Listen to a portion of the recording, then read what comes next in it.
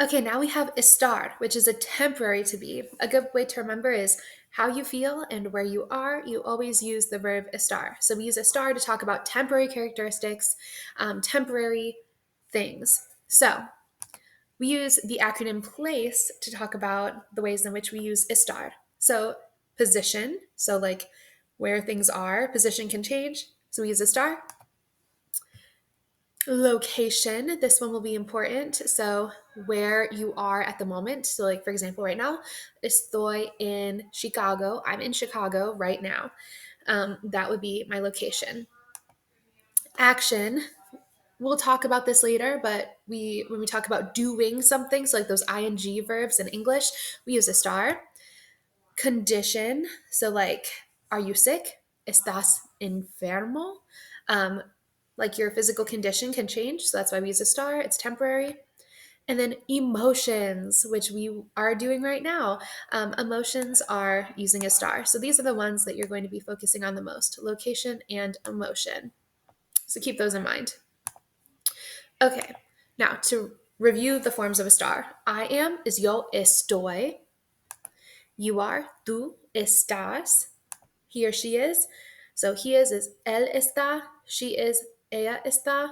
And you, formal. So if we're talking to somebody important, we might say usted está.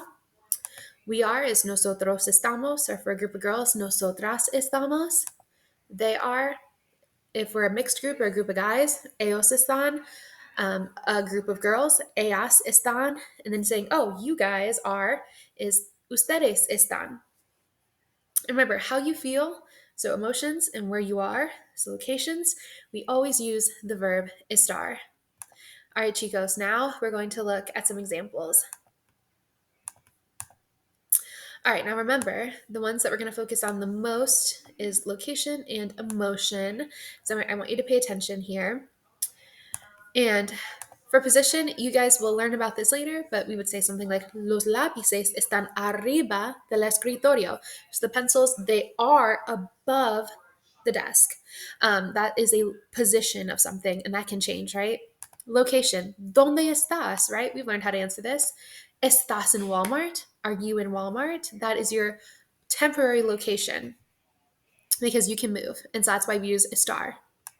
An action. So, ellos están aprendiendo el español. We are learning Spanish.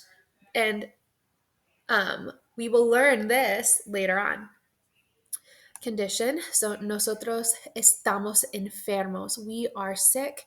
That's like a physical condition that can change. So, we use estar, which is the temporary to be, to describe it. And then emotions. So, yo estoy enojada.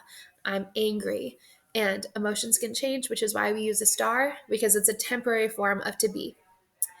All right. So hopefully that kind of gives you some examples of the ways that we use ser versus estar. Ser, again, is a permanent to be, and estar is a temporary to be. And so anything that is permanent, we use ser, and anything that we are that is temporary, we use estar. All right, chicos, adios.